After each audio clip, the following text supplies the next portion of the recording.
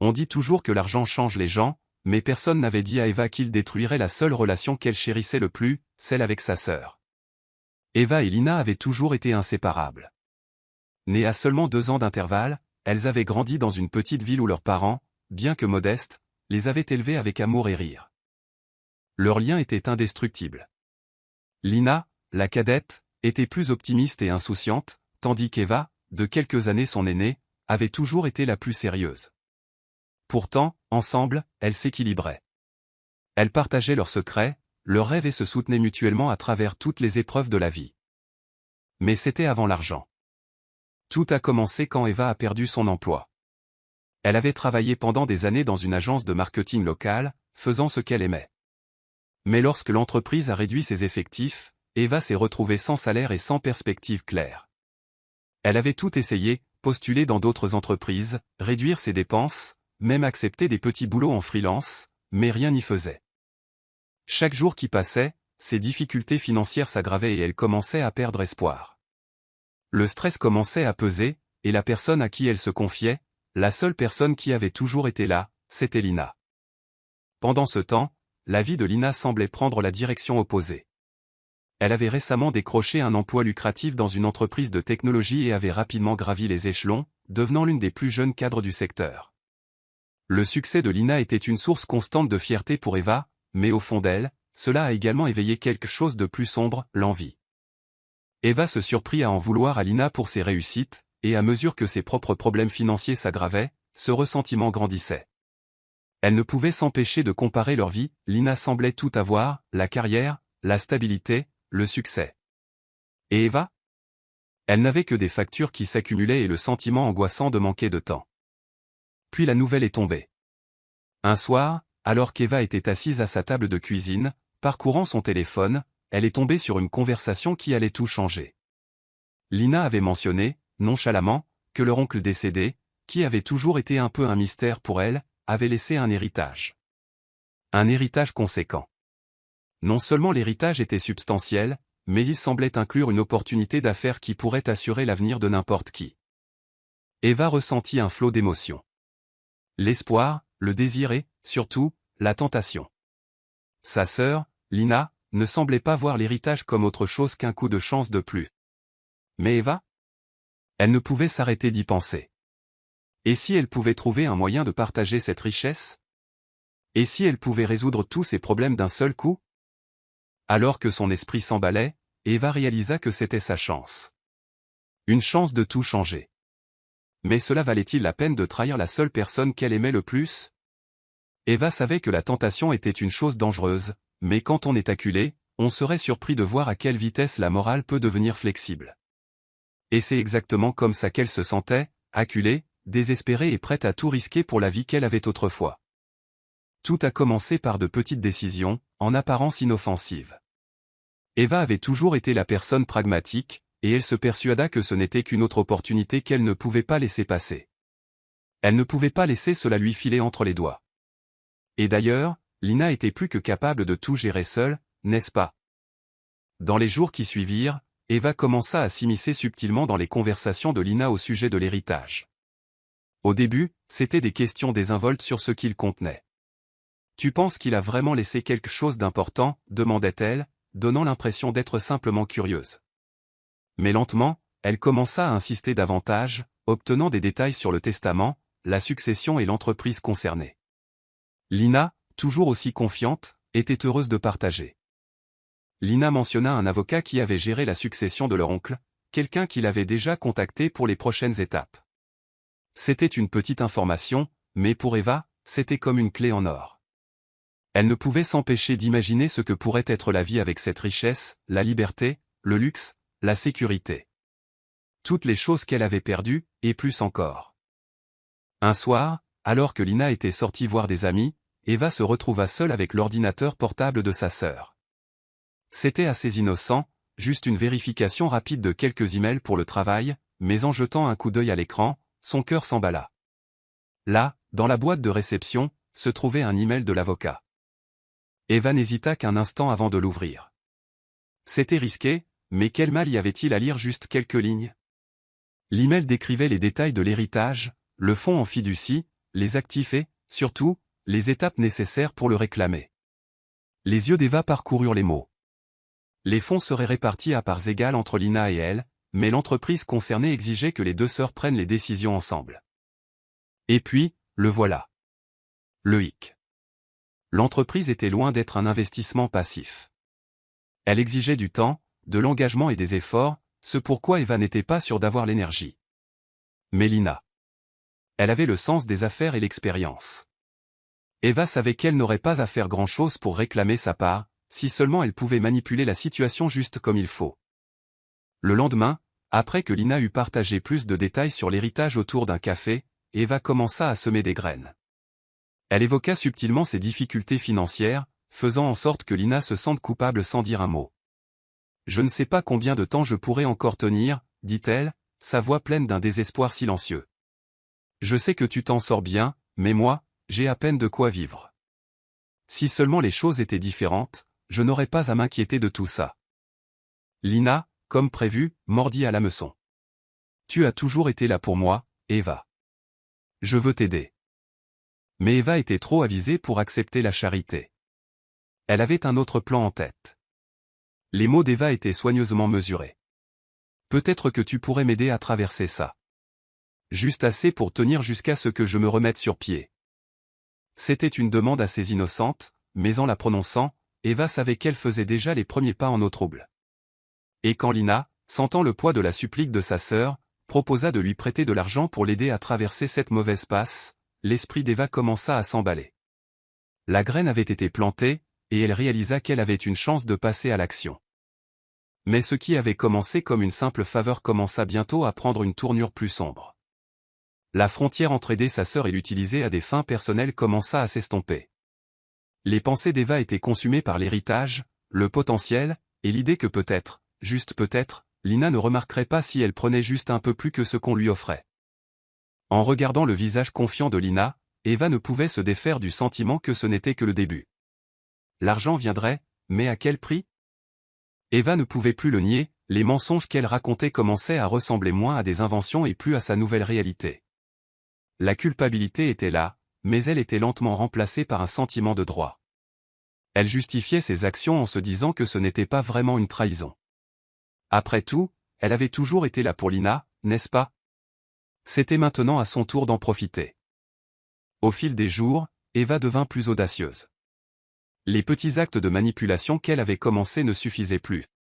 Il lui en fallait plus. Elle avait besoin que Lina lui fasse entièrement confiance, qu'elle croie qu'Eva faisait tout ce qu'elle pouvait pour la soutenir. Chaque conversation, chaque geste, devait être calculé. C'était devenu un jeu qu'elle était déterminée à gagner. Le premier grand rebondissement arriva lorsque Lina lui fit part d'un nouveau développement. L'avocat a dit qu'il faut nos 2 signatures pour que l'héritage puisse être officiellement transféré, expliqua-t-elle un soir, sirotant nonchalamment son thé. On devrait probablement régler ça bientôt. Le cœur d'Eva manqua un battement. C'était le moment qu'elle attendait.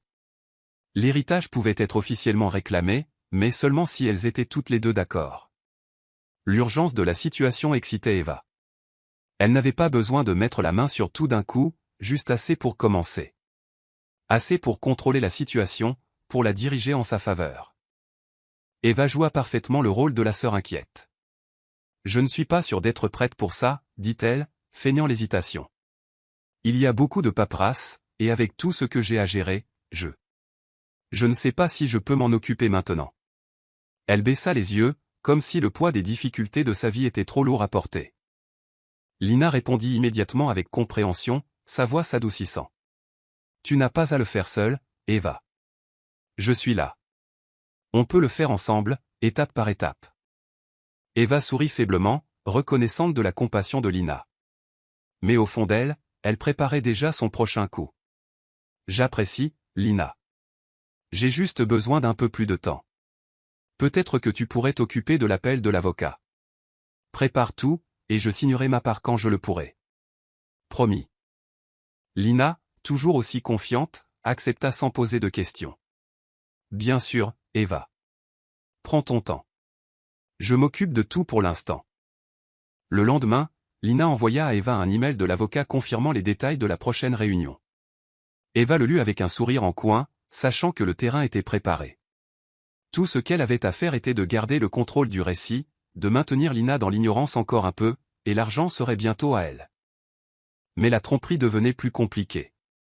Il ne s'agissait plus seulement de signer des papiers, il s'agissait de créer un récit où Eva apparaissait comme celle qui avait été lésée, celle qui avait besoin d'être sauvée. Elle n'allait pas s'arrêter à la simple obtention de l'héritage, elle voulait tout. Elle avait besoin que Lina sente qu'Eva avait trop souffert pour être exclue de cette fortune. La phase suivante de la manipulation consista à monter les amis de Lina contre elle. Eva commença subtilement à leur parler de l'ingratitude de Lina, inventant des histoires sur la façon dont Lina avait toujours tout eu, et que maintenant, Eva était celle qui restait sur le carreau. Elle sema de petites graines de doute, et au fil des semaines, les amis de Lina commencèrent à poser des questions. Un soir, après un autre appel téléphonique houleux avec l'un des amis les plus proches de Lina, Eva se renversa sur sa chaise et sourit. Elle sentait les pièces du puzzle se mettre en place. Lina commençait à sentir la pression, ne sachant plus à qui faire confiance. Pendant ce temps, la position d'Eva se renforçait. Ses mensonges devenaient une réalité dans l'esprit des autres, et c'était tout ce dont elle avait besoin. L'illusion d'être la victime, d'être celle qui avait souffert, fonctionnait. Lina s'isolait sans le savoir, une petite décision à la fois, tandis qu'Eva observait depuis les coulisses, prête à passer à l'action. La tromperie devenait de plus en plus sombre, mais Eva s'en moquait. Elle était allée trop loin pour faire marche arrière. Au fil des semaines, la vie d'Eva devint une toile complexe de mensonges, chaque fil étant soigneusement tiré pour assurer son contrôle sur le destin de Lina. Mais plus Eva se rapprochait de son but, plus sa tromperie devenait fragile. La pression montait, et il y avait des moments où Eva ressentait un doute fugace. Et si Lina découvrait tout? Et si tout ce pourquoi elle avait travaillé s'effondrait en un instant? C'était une pensée qu'elle chassait rapidement. Personne ne la soupçonnait. Personne ne remettait en question ses motivations. Mais elle sentait la tempête gronder. Elle ne savait juste pas quand elle frapperait. La première fissure apparut lorsque Lina vint la voir un soir, le visage pâle et les mains tremblantes. Eva. Je ne sais plus quoi penser. Sa voix tremblait d'incertitude. Je viens d'avoir une conversation étrange avec tante Marge. Elle a dit des choses sur toi, des choses que je n'aurais jamais imaginées. Le cœur d'Eva manqua un battement. Tante Marge. De toutes les personnes, pourquoi avait-elle parlé?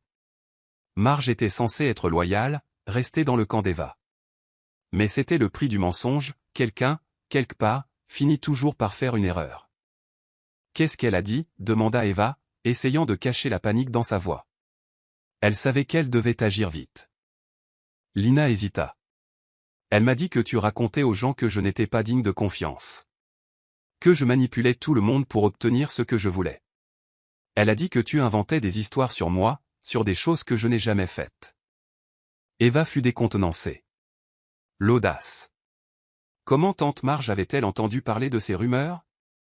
Lina, tu sais bien que tante Marge peut être un peu mélodramatique, dit Eva doucement, offrant un sourire qui masquait à peine son anxiété croissante. Elle tire toujours des conclusions hâtives. Tu me connais mieux que ça, n'est-ce pas? Lina ne semblait pas convaincue. Je ne sais pas, Eva. J'ai entendu des choses d'autres personnes aussi. J'ai l'impression de perdre le contrôle sur ce qui est réel et ce qui ne l'est pas. Les gens disent des choses dans mon dos, et je... Arrête, la coupa doucement Eva, son ton s'adoucissant. Tu ne peux pas croire tout ce que tu entends. Tu sais comment ça se passe. Les gens aiment les ragots, déformer la vérité. Tante Marge a probablement mal interprété quelque chose que j'ai dit. Elle s'inquiète juste pour toi, c'est tout. Mais au fond d'elle, Eva savait que ce n'était pas une simple erreur. Les mensonges commençaient à la rattraper, et cette fois, ils étaient plus dangereux que jamais. Tante Marge n'était pas la seule à parler. La toile de tromperie d'Eva commençait à s'effilocher, morceau par morceau. Le coup suivant arriva lorsque Lina reçut un mystérieux SMS au milieu de la nuit. C'était l'un de ses amis les plus proches, lui disant qu'on avait vu Eva parler à leur avocat dans son dos. Le message était clair, Eva a agi bizarrement, et nous pensons qu'elle cache quelque chose. Ne lui fais pas confiance. Le cœur de Lina battait la chamade alors qu'elle fixait le message. Elle savait que ce devait être une erreur, un malentendu. Mais la graine du doute avait été plantée, et maintenant, elle ne pouvait plus s'en défaire. Les jours suivants furent un flou. Lina commença à enquêter, à poser des questions, à sonder les gens dans la vie d'Eva. Elle ne remettait plus seulement en question ses propres décisions, elle remettait en question Eva elle-même. Ses soupçons grandissaient de jour en jour. Les signes étaient là. Les mensonges, la manipulation, le contrôle subtil. Tout s'effondrait. Mais Eva n'allait pas laisser tout lui filer entre les doigts. Elle devait agir rapidement, pour réaffirmer sa domination. Elle décida d'affronter Lina de front, de tourner la situation à son avantage avant qu'elle ne devienne complètement incontrôlable.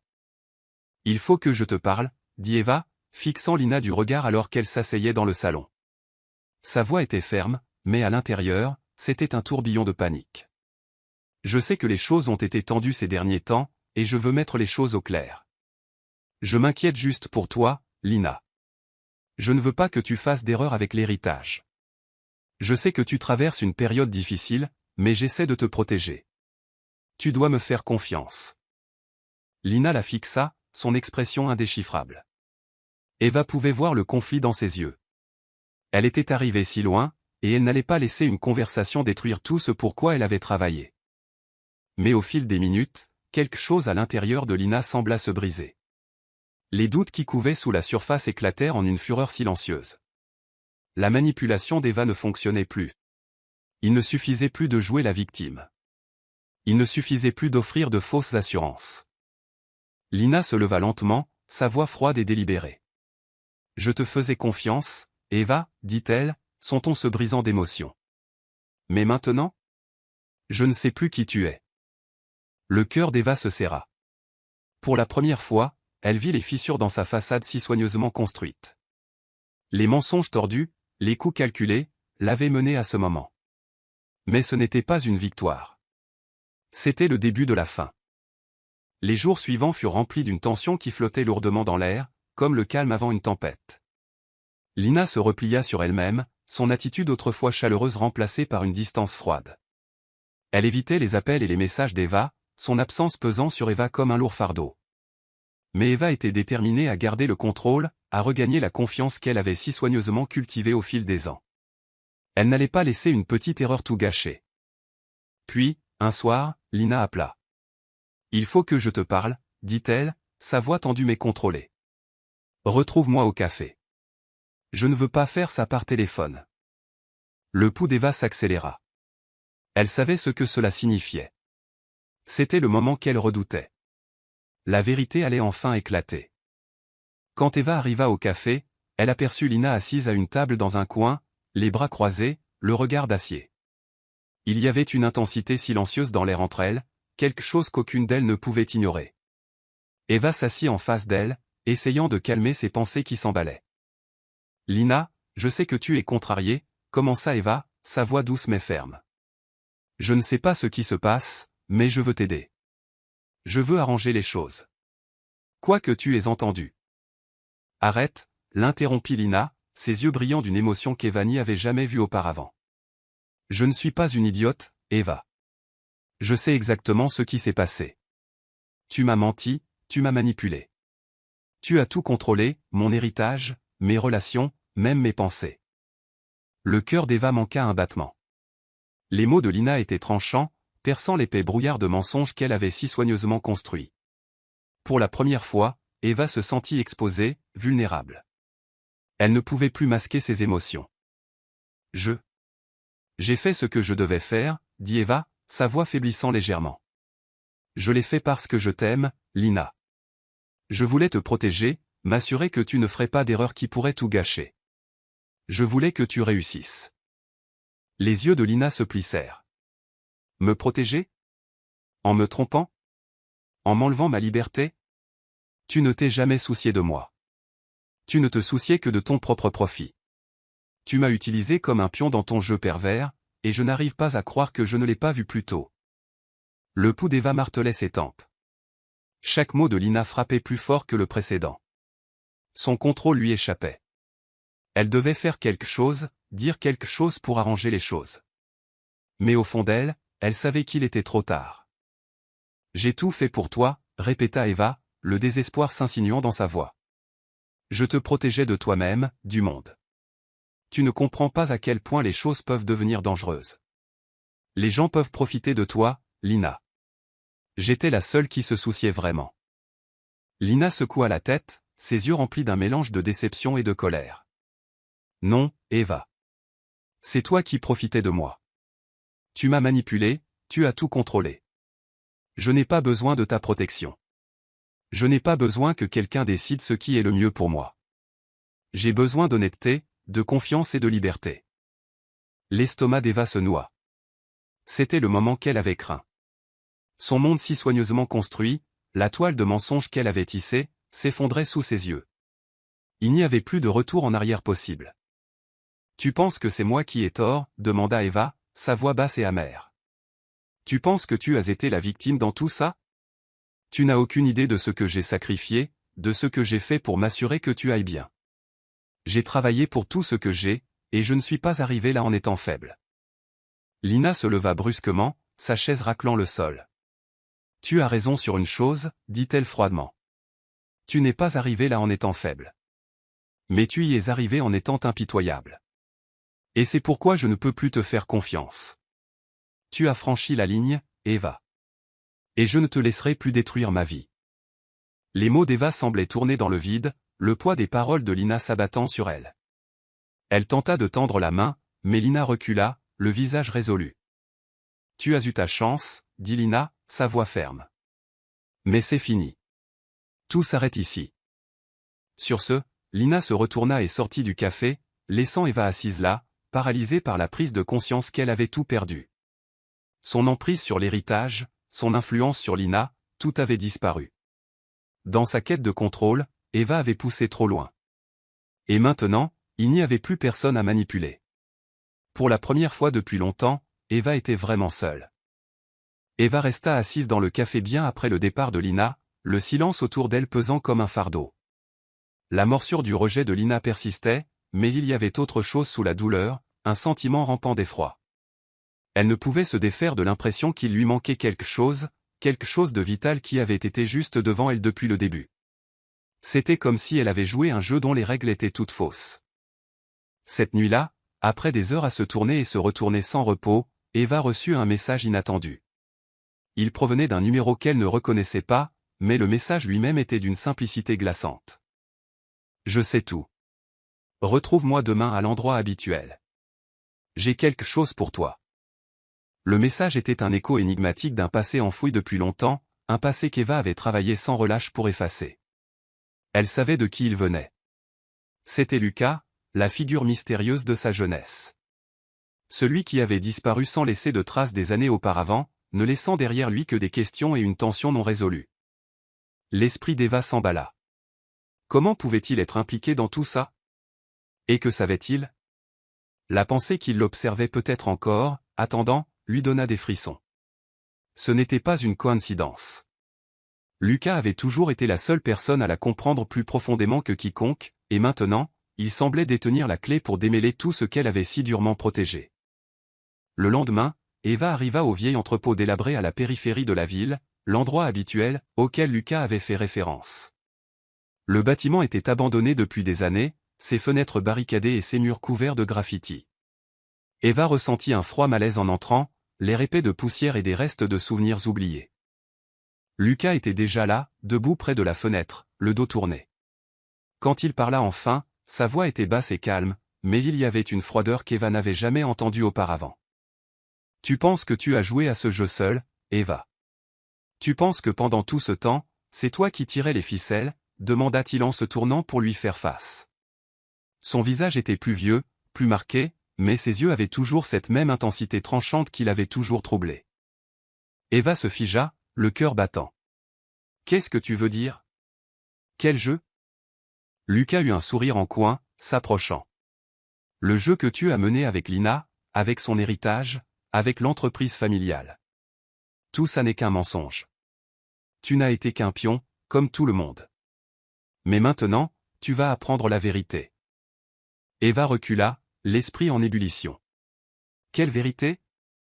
De quoi tu parles? Tu penses que Lina n'était qu'une victime innocente que tu pouvais manipuler, » dit Lucas, sa voix devenant plus froide. « Tu penses que c'est une enfant sans défense qui avait besoin de ta protection. Non, Eva. Elle savait exactement ce qui se passait. Elle savait tout de tes plans. Et elle t'a utilisé tout autant que tu l'as utilisé. L'estomac d'Eva se noua alors que le poids de ses mots s'abattait sur elle. Qu'est-ce que tu veux dire? Comment est-ce possible? Lucas la regarda avec un mélange de pitié et de dédain. Tu ne pensais quand même pas que c'était une petite fille naïve, n'est-ce pas? Lina n'a jamais été une âme sans défense à contrôler. Elle a toujours joué son propre jeu. Et elle connaissait ton passé bien avant que tu ne croises son chemin. Les mots d'Eva commencèrent à s'effriter autour d'elle. Elle avait pensé que Lina était celle qu'elle manipulait, celle qu'elle pouvait contrôler.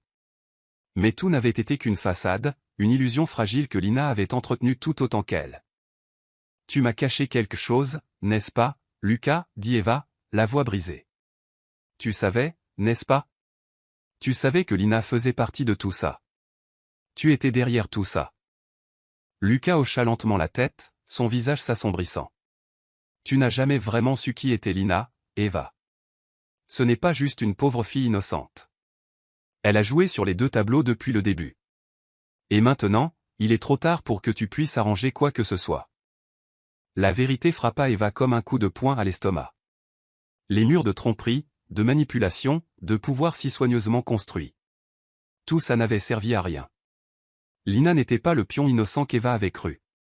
Elle avait été le cerveau, tirant les ficelles avec autant d'expertise qu'Eva. Et maintenant, tout ce qu'Eva avait fait pour la protéger s'était retourné contre elle. Tu n'étais qu'un outil, dit Lucas, sa voix froide et définitive.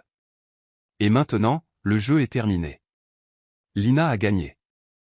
Eva chancela, l'esprit tourbillonnant alors que le poids de la révélation s'installait. Il n'y avait plus de retour en arrière possible. La vérité avait éclaté, et les conséquences étaient plus dévastatrices qu'elle n'aurait jamais pu l'imaginer. Eva sortit de l'entrepôt en titubant, le poids des mots de Lucas résonnant dans son esprit.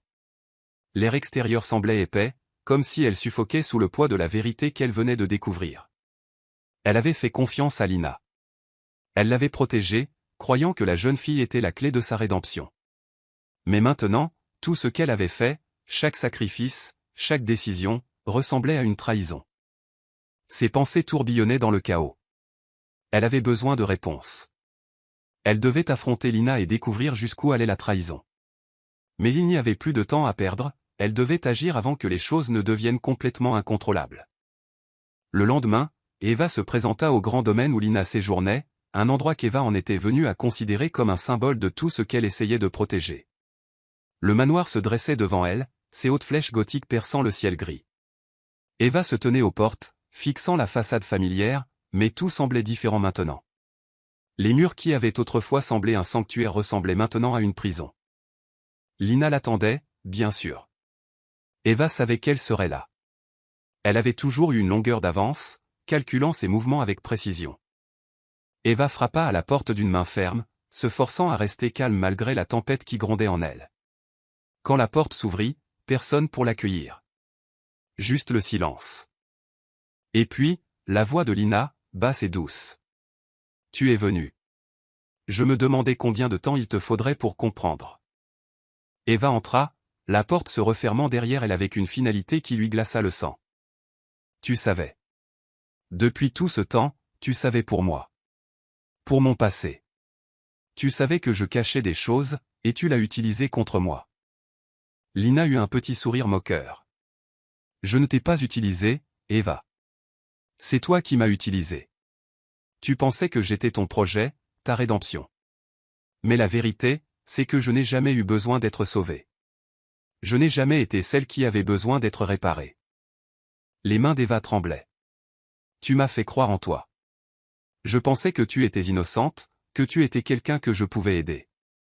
Mais tu m'as manipulée depuis le début, n'est-ce pas? Tu savais de quoi j'étais capable. Je savais que tu étais brisée, répondit froidement Lina. Je savais que tu ferais n'importe quoi pour cacher ton passé.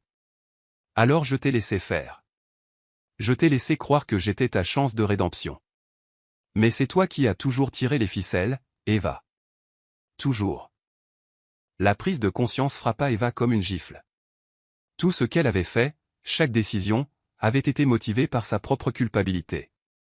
Elle avait pensé que Lina était la clé de son salut, mais en réalité, Lina avait été le miroir reflétant la propre noirceur d'Eva.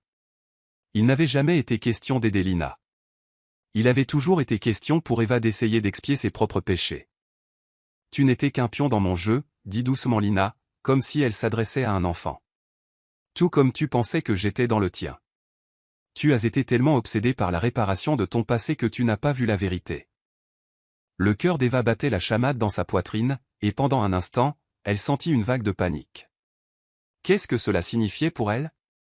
Pourrait-elle jamais échapper à la toile de mensonges et de manipulations qu'elle avait tissée? Était-il trop tard pour arranger les choses? Je ne voulais pas ça, murmura Eva, la voix brisée. Je ne voulais pas te faire de mal. Je voulais juste sentir que je n'étais plus un monstre. Les yeux de Lina s'adoucirent, juste un instant, avant que la froideur ne revienne. Nous voulons tous des choses, Eva. Nous voulons tous échapper à ce que nous sommes. Mais la vérité, c'est que tu ne peux pas fuir ton passé. Tu ne peux pas te cacher de ce que tu as fait. Et maintenant, il ne te reste plus rien. Pas de rédemption. Pas d'avenir. Les genoux d'Eva fléchirent alors que le poids de son échec la frappait. Elle avait pensé qu'elle faisait ce qu'il fallait, mais il était maintenant clair qu'elle n'avait fait que s'enfoncer plus profondément dans un trou dont il n'y avait pas d'issue. La finalité des mots de Lina s'installa dans les os d'Eva, mais alors qu'elle se tenait là, face à la personne qu'elle avait si durement essayé de protéger, une clarté soudaine l'envahit. Peut-être que Lina avait raison. Peut-être que la rédemption n'était pas quelque chose qu'elle pouvait trouver à travers les autres. Peut-être que la seule façon d'avancer vraiment était d'affronter ses propres démons, sans compter sur personne d'autre. J'ai perdu, murmura Eva, sa voix à peine audible. Mais je trouverai un moyen de vivre avec. Je ne te laisserai pas me détruire, Lina. Plus maintenant. Lina la fixa longuement, comme si elle pesait les mots d'Eva. Puis, avec un hochement de tête sec, elle se détourna. On verra. Alors qu'Eva se retournait pour partir, un étrange sentiment de paix s'installa en elle. Elle avait enfin affronté la vérité. Et bien que cela lui ait tout coûté, cela lui avait aussi donné quelque chose qu'elle n'avait jamais attendu, le pouvoir de choisir son propre destin. Merci d'avoir regardé. Si vous avez apprécié, veuillez vous abonner à notre chaîne Contes populaires africains.